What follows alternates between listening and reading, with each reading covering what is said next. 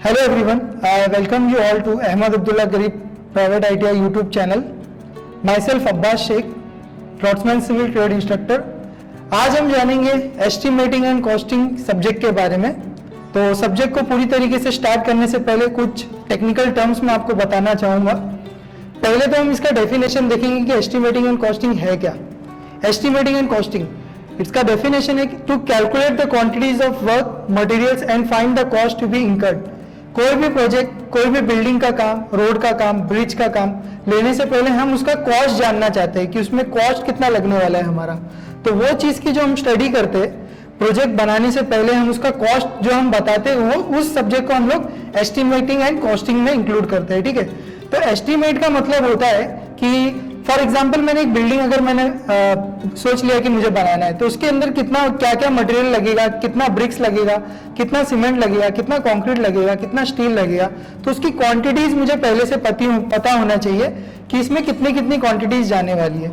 एक बार मुझे क्वांटिटीज पता चल गई तो मैं उसके रेट्स को मार्केट सर्वे करके रेट्स निकालूंगा। ठीक है, और उस रेट्स के थ्रू मैं एक कॉस्टिंग निकाल दूंगा कि ठीक है, एक बिल्डिंग का मुझे प्रोजेक्ट बनाना है तो मुझे इतना इतना खर्चा आने वाला है, सो एंड सो खर्चा आएगा। ठीक है, तो वो चीज की जो स्टडी हम लोग करते हैं, मतलब वो चीज जो हम लोग डिटरमाइन करते हैं, उस सब्जेक्ट को हम लोग एस्टिमेटिंग एंड कॉस्टिंग बोलते हैं। अच्छा, ये तो हो गया मटेरियल का। मटेरियल के साथ साथ लेबर चार्जेस भी आते हैं, तो वो भी हमको इसमें पता चलता है इस सब्जेक्ट में कि कोई एक पर्टिकुलर काम करने के लिए कितना लेबर लगेगा। ठीक है, और उस लेबर का कितना चार्ज होगा, वो सारी चीजें टोटल मतलब overall cost of the project जो हम लोग डिटरमाइन करेंगे वो एस्टिमेटिंग एंड कॉस्टिंग के अंडर में आएगा। ठीक है, अब ये सब्जेक्ट में आगे बढ़ने से पहले हमको कुछ छोटे छोटे टेक्निकल टर्म्स पता होना जरूरी है जो हम लोग अभी डिस्कस करने वाले। पहला है प्लिंथ एरिया। प्लिंथ एरिया क्या है? Plinth area is the built up area covered, that is covered area of the building measured eight floor level of any story.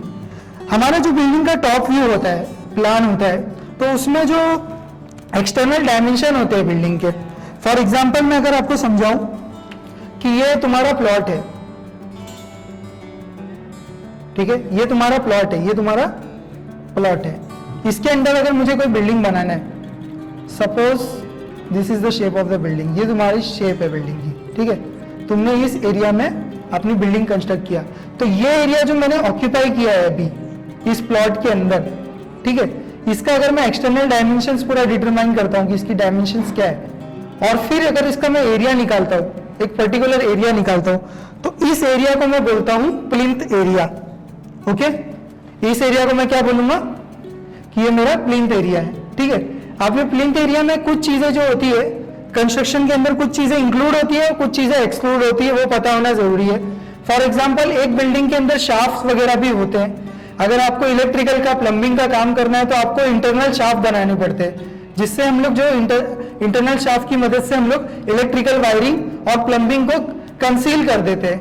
तो वो सारी चीजों को हमको इंक्लूड करना है या नहीं करना है, वो हम लोग को पहले देखना होगा। ठीक है, तो प्लिंथ एरिया अगर मैं ओवरऑल बोलूँ तो क्या है? It is the built up area that is covered in the building and measured eight floor level of any story. कोई भी स्टोरी, स्टोरी का मतलब क्या है? फॉर एग्जाम्पल किसी ने बोला कि G+4 की बिल्डिंग है, G+4 स्टोरी की बिल्डिंग है, मतलब उसके अंदर कितना हो गया? 5 स्टोरी हो गया। एक तो ग्राउंड फ्लोर हो गया, first, second, third and fourth, मतलब टोटल कितनी स्टोरी होगी इसके अंदर? 5 स्टोरी हो गई। तो कोई भी एक स्टोरी का जो एरिया आप निकालते हो उसको प्लिंथ एरिया बोलते हो, और ये external dimension of the building होता है। जैसे कि ये मैंने आपको प्लॉट बताया, ये वाला जो मेरा एरिया है इसको मैं क्या बोलूंगा? इसका अगर मैं एरिया निकालता हूं तो मैं इसको क्या बोलूंगा? प्लिंथ एरिया बोलूंगा। ठीक है, अब इसके अंदर में कुछ चीजें इंक्लूड करनी होती है, कुछ चीजें एक्सक्लूड करनी होती है, वो हम लोग देखेंगे। तो पहले हम लोग देखेंगे areas included in plinth area. क्या क्या चीजें आपको प्लिंथ एरिया के अंदर इंक्लूड करना है? फर्स्ट ऑफ ऑल, जो हमारे पोर्चेस होते हैं, कोई भी एंट्रेंस में जैसे हम बिल्डिंग में एंटर होते हैं तो पोर्चेस होते हैं, प्रोजेक्शन टाइप के होते हैं, नॉर्मली एंट्रेंस पे ही हम लोग को देखने मिलता है। ठीक है, तो वो जो एक्स्ट्रा पोर्चेस रहते हैं जो कैंटिलीवर टाइप के भी होते हैं, और कभी कभी आपने देखा होगा कि सपोर्टेड भी होते हैं, 2 पिलर्स के ऊपर सपोर्टेड रहते हैं। ठीक है, आई होप आप लोग एज्यूम कर पा रहे होंगे कि क्या है पोर्चेस क्या है। तो सपोर्टेड पोर्चेस वो है जो कॉलम से सपोर्ट किया जाएगा। ठीक है, एंट्री आपने जैसी बिल्डिंग में, कोई भी बिल्डिंग में एंट्री लिया, एक प्रोजेक्शन होता है दरवाजे के बाहर, गेट के बाहर एक प्रोजेक्शन होता है, तो वो प्रोजेक्शन अगर पिलर से सपोर्टेड है, सामने 2 पिलर से सपोर्टेड है, तो मैं उसको बोलूंगा सपोर्टेड पोर्चेस। तो ये जो एरिया है आपका सपोर्टेड पोर्च का, वो भी आपको किस में इंक्लूड करना है, प्लिंथ एरिया में इंक्लूड करना है। Second, lift. अभी लिफ्ट एक टाइप का शाफ्ट है, एक ओपनिंग है बिल्डिंग के अंदर, बट वो चीज जो है हमारे कोड ने हमको बोला है कि लिफ्ट भी जो है वो प्लिंथ एरिया में आपको इंक्लूड करना है, ठीक है। नेक्स्ट चीज है internal shaft less than 2 square metre area. Internal shaft क्या है, बिल्डिंग के अंदर में जैसे मैंने आपको बोला कि जो इलेक्ट्रिकल के वायर्स वगैरह होते हैं उनको जब हम लोग इंस्टॉल करते हैं तो उनको हम कंसील करते हैं, तो वो कंसील करना मतलब छुपाने के लिए हम लोग अंदर जो बिल्डिंग के डक्ट बनाते, अगर उस डक्ट का या शाफ्ट का साइज 2 स्क्वायर मीटर के एरिया से कम है, अगर वो इंटरनल शाफ्ट का साइज 2 स्क्वायर मीटर एरिया से कम है, तब हम उसको प्लिंथ एरिया में इंक्लूड करेंगे। तो ये 3 चीजें जो है प्लिंथ एरिया में आपको इंक्लूड करना है ध्यान से। नेक्स्ट चीज, अब क्या क्या चीज आपको प्लिंथ एरिया में नहीं इंक्लूड करना है, मतलब क्या क्या चीज आपको एक्सक्लूड करना है। पहली चीज है कोर्टयार्ड। नॉर्मली आपने देखा होगा कि कोई एक शेप है बिल्डिंग का, फॉर एग्जांपल ये, ठीक है, ये मैं प्लान बना रहा हूं बिल्डिंग का, ओके, ये सपोज एक बिल्डिंग का प्लान है। अब इसके बीचों बीच जो ये वाला एरिया आपको नजर आ रहा है, ये वाला जहां पर मैं आपको पॉइंट कर रहा हूं, ये वाला जो एरिया है, कभी कभी हम क्या करते हैं, इसको ऐसे ही ओपन छोड़ देते हैं या गार्डन जैसा कुछ बना देते हैं, मतलब उसको बीच में, ठीक है। आप समझो ये व्यू ले रहे हो, यहां से ये एक विंडो है आपका, ठीक है, यहां से ये विंडो है और ये वाला जो एरिया है इसका आप कोई व्यू ले रहे हो, ठीक है। तो ये जो बीच का एरिया ओपनिंग है इसको हम लोग बोलते हैं कोर्टयार्ड।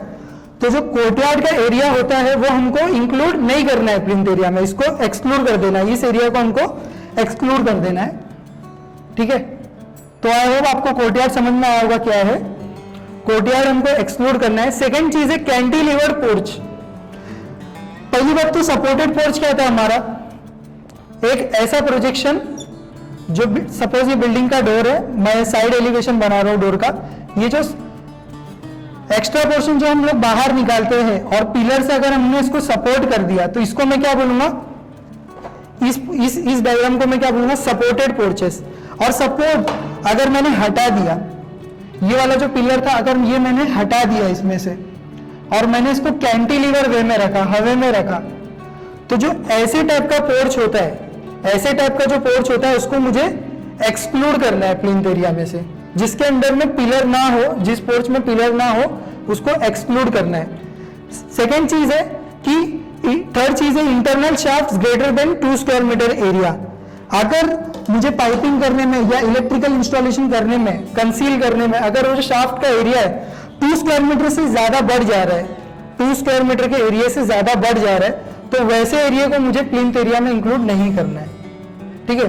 तो आप लोगों को समझ में आया होगा कि प्लिंथ एरिया क्या है, प्लिंथ एरिया में क्या इंक्लूड करना है, क्या चीजें इंक्लूड करना है, क्या चीजें एक्सक्लूड करना है। अब नेक्स्ट हम लोग देखेंगे कुछ और भी टर्म्स देखेंगे एस्टिमेटिंग एंड कॉस्टिंग में जो हमको हमारे सामने बार बार आने वाली है। वो है, पहली टर्म है कंटिंजेंसीज। अब कोई भी कंस्ट्रक्शन वर्क हम लोग लेते हैं तो हम लोग एस्टिमेटिंग एंड कॉस्टिंग में उसका ऑब्वियसली पूरा कॉस्ट निकाल लेते हैं कि ये क्वांटिटी है, ब्रिक वर्क इतना लगेगा, इतनी सारी वॉल्स आ रही है, ये कॉलम आ रहा है, ये बीम आ रहा है, ये स्लैब आ रहा है, इसमें इतनी स्टील्स लगेगी, वो सारी चीजें हम लोग निकाल लेते हैं। बट कोई कोई चीजें जो होती है आर्किटेक्चरल इफेक्ट की नेचर की होती है, जो हम लोग पेटी वर्क जैसा बोलते हैं, मतलब जिसको ना आप मेजर नहीं कर सकते या कोई सब वर्क में डाल नहीं सकते। जैसे कि मैंने ब्रिक वर्क के काम में बोला कि ठीक है ये काम ब्रिक वर्क के अंडर में आ रहा है, वॉल बना रहे हो ब्रिक वर्क के अंडर में आ रहा है, तो उसको तो आप प्रॉपरली क्लासिफाई करके डिटेल में एस्टिमेट बनाओगे। बट कुछ चीजें ऐसी होती है जो मेजर नहीं कर सकते या मिसलेनियस नेचर की होती है, अजीब नेचर की होती है, जिसको आप लोग मेजर ही नहीं कर सकते कि उसका खर्चा कितना आ रहा है या कोई भी क्लास में वो बैठती नहीं। तो वैसी चीजों के लिए एक एक्स्ट्रा चार्ज हम लोग रखते हैं एस्टिमेटिंग में ऑलरेडी, तो उस टर्म को हम लोग बोलते हैं कंटिंजेंसीज।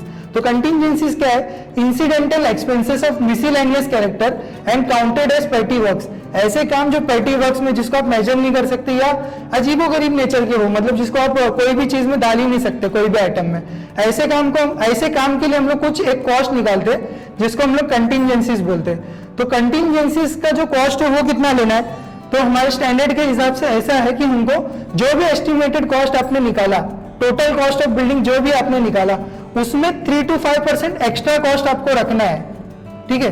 जो भी आपने एस्टिमेटेड कॉस्ट निकाला है बिल्डिंग का, एस्टिमेटेड कॉस्ट कैसे निकालना है वो हम लोग डिटेल में पूरा देखेंगे, डिटेल एस्टिमेट कैसे किया जाता है। बट वो होने के बाद आप जो चीज आपने मेजर नहीं कर पाए, ठीक है, जो चीज आप मेजर नहीं कर पाए उस चीज के लिए आपको extra 3 to 5% of the estimated cost, आपको वो कॉस्ट को बढ़ा देना है एस्टिमेशन में। फॉर एग्जाम्पल अगर 100 lakhs का खर्चा आ रहा है कोई बिल्डिंग बनाने के, 100 lakhs, तो 100 lakhs का 3 to 5% कितना हो गया, 3 से 5 लाख। तो ये जो 3 से 5 लाख एक्स्ट्रा कॉस्ट है ये आपको कंटिंजेंसीज के रूप में रखना है हमेशा, ठीक है, ताकि कोई ऐसा मिसलेनियस कैरेक्टर का काम आ जा रहा है जिसको आप कोई सब वर्क में डिवाइड नहीं कर पा रहे, उस काम के लिए आप ये पैसे को यूटिलाइज कर सकते हो। तो आई होप कंटिंजेंसीज आपको समझ में आएगा क्या है, और इसका ये फिगर आपको याद रखना बहुत जरूरी है, हमेशा 3 to 5% ही लेना है, 3 to 5% ऑफ एस्टिमेटेड कॉस्ट लेना है, ठीक है। नेक्स्ट चार्ज है हमारा वर्क चार्ज इस्टेब्लिशमेंट। अभी प्रोजेक्ट जैसे हम लोग स्टार्ट करते, कोई भी प्रोजेक्ट हम लोग स्टार्ट करते तो उसमें हमको कुछ वर्कर्स लगते हैं, जैसे कि चौकीदार हो गए, सुपरवाइजर हो गए, मुंशीज हो गए, ठीक है, तो वो टेम्पररी नेचर के एम्प्लॉयज होते हैं, ठीक है। जो स्टार्टिंग में जब हम लोग प्रोजेक्ट स्टार्ट करते हैं तो उस टाइम पे हमको जो वर्कर्स हमको लगते हैं, जैसे कि चौकीदार हो गए, मुंशीज हो गए, तो उनकी जो सैलरीज वगैरह बनती है वो इस अमाउंट से बनती है, वर्क चार्ज इस्टेब्लिशमेंट से, ठीक है। पहले से ही हम लोग प्रोजेक्ट स्टार्ट करने से पहले ही एस्टिमेशन में वर्क चार्ज इस्टेब्लिशमेंट में हम लोग उनकी सैलरीज वगैरह पहले ही इंक्लूड कर लेते हैं, ठीक है। तो वो जो सैलरीज का जो अमाउंट होता है वो कितना होता है नॉर्मली 1.5 to 2%, मतलब 1.5 से 2% जो हमारा कॉस्ट रहेगा, जो भी एस्टिमेटेड कॉस्ट हमने निकाला। फॉर एग्जांपल 100 lakhs का मैंने ऊपर अभी भी एग्जांपल दिया था, अगर 100 lakhs का खर्चा आ रहा है आपको कोई भी प्रोजेक्ट बनाने में एस्टिमेशन करने के बाद, तो उसका 1.5 से 2% मतलब 1.5 to 2 lakhs जो है आपको इसके लिए रखना है, वर्क चार्ज इस्टेब्लिशमेंट के लिए, ठीक है। ये तो मैंने बस एक एग्जांपल दिया, 100 lakhs 1.5 lakhs, ठीक है। प्रोजेक्ट का कॉस्ट जितना रहेगा उसके परसेंटेज के हिसाब से आपको वर्क चार्ज इस्टेब्लिशमेंट का भी चार्ज रखना है। ये कितना होगा, ये फिगर आपको याद रखना है, 1.5 to 2% होता है वर्क चार्ज इस्टेब्लिशमेंट। नेक्स्ट जो होता है इलेक्ट्रिफिकेशन चार्जेस के बारे में देखते हैं। इलेक्ट्रिफिकेशन चार्जेस जो भी आपका एस्टिमेटेड कॉस्ट है उसका 8% होता है। जो भी नॉर्मली इलेक्ट्रिसिटी का जो काम होता है, इलेक्ट्रिकल इंस्टॉलेशन का काम होता है, या इनिशियली जो भी प्रोजेक्ट में इलेक्ट्रिसिटी वगैरह लगती है, तो उस कॉस्ट को हम लोग normally 8% of the estimated cost लेते हैं। एग्जाम्पल दे दिया था मैंने, 100 lakhs का प्रोजेक्ट है तो उसका 8% मतलब 8 लाख जो है आपको इलेक्ट्रिफिकेशन इंस्टॉलेशन के लिए जाएगा, ठीक है। नेक्स्ट चीज है वाटर सप्लाई एंड सैनिटेशन।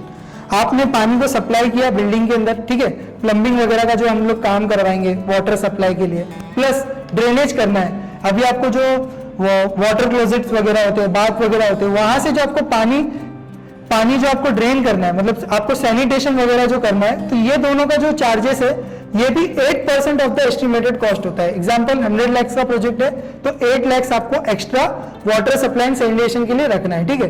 तो एक बार आपका डिटेल एस्टिमेट हो गया, उसके बाद ये सारी चीजें पिक्चर में आती है, बट आपको ये टेक्निकल चीजें पहले से पता होना जरूरी है। जब हम डिटेल एस्टिमेट करेंगे तो आपको तुरंत कंटिंजेंसीज ऐड कर देना कि इतना कंटिंजेंसीज होगा, इतना वर्क चार्ज इस्टेब्लिशमेंट होगा, इतना इलेक्ट्रिफिकेशन होगा और इतना वाटर सप्लाई एंड सैनिटेशन होगा। इसके अलावा जो है tools and plants and machineries, जो कॉन्ट्रैक्टर अपना टूल्स एंड प्लांट्स वगैरह जो एम्प्लॉय करेगा काम करने के लिए, डिप्लॉय करेगा, तो उसका जो कॉस्ट होगा वो भी हमको इंक्लूड करना है एस्टिमेशन में। तो वो कितना होगा नॉर्मली 1 to 1.5%। जो भी मशीनरीज वो यूज करेगा, हमारा कॉन्ट्रैक्ट लेने से पहले कोई एक बिल्डर ने अगर कोई कॉन्ट्रैक्टर को काम दिया तो उस कॉन्ट्रैक्टर को बिल्डर को पे करना पड़ेगा कितना 1 to 1.5% of the estimated cost, ताकि वो अपना टूल्स प्लांट्स जो है उसको यूटिलाइज करे, मतलब एक तरीके से उसका रेंट जैसा या उसको खरीदने के लिए, मतलब ठीक है, क्योंकि वो आपके ही काम के लिए वो डिप्लॉय करेगा टूल्स एंड प्लांट्स। तो वो जो कॉस्ट होगा वो 1 to 1.5% हमको एस्टिमेशन में एक्स्ट्रा इंक्लूड करना है। 1 to 1.5% क्या रिसेंबल करता है, 100 lakhs का प्रोजेक्ट है तो 1 से लेके 1.5 लाख तक का आपका जो खर्चा आपको और एक्स्ट्रा इंक्लूड करना है टूल्स एंड प्लांट्स के लिए। फिर इसके अलावा ये पूरा जैसे आपने ऐड कर दिया पूरा एस्टिमेटेड कॉस्ट, ठीक है, डिटेल में आपने एस्टिमेट बनाया, कंटिंजेंसीज ऐड किया, work charge establishment, electrification, water supply, tools and plant, ये सारी चीजें ऐड करने के बाद जो भी प्रोजेक्ट का खर्चा आ रहा है, तो कॉन्ट्रैक्टर को भी ऑब्वियसली कुछ ना कुछ प्रॉफिट तो चाहिए होगा, तभी उसने काम लिया है, राइट। तो जो भी आपका एस्टिमेटेड कॉस्ट आएगा फाइनली, उसका 10% आपको एक्स्ट्रा जो है कॉन्ट्रैक्टर के लिए भी रखना है, क्योंकि 10% जो भी आपका एस्टिमेटेड कॉस्ट होगा उसका वो प्रॉफिट लेगा 10%। तो ये स्टैंडर्ड है, 10%, ठीक है। अब ये भी वैरी करता है, मतलब 10% ये जनरल बता रहा हूं मैं आपको, लेकिन अगर आप और ज्यादा डिटेल में जानना चाहेंगे तो ऐसा है कि अगर लार्ज स्केल प्रोजेक्ट है, बहुत ज्यादा टाइम के लिए प्रोजेक्ट है और बहुत ज्यादा खर्चे वाला प्रोजेक्ट है, तो नॉर्मली जो कॉन्ट्रैक्टर का प्रॉफिट होता है वो 8% होता है, 8% होता है।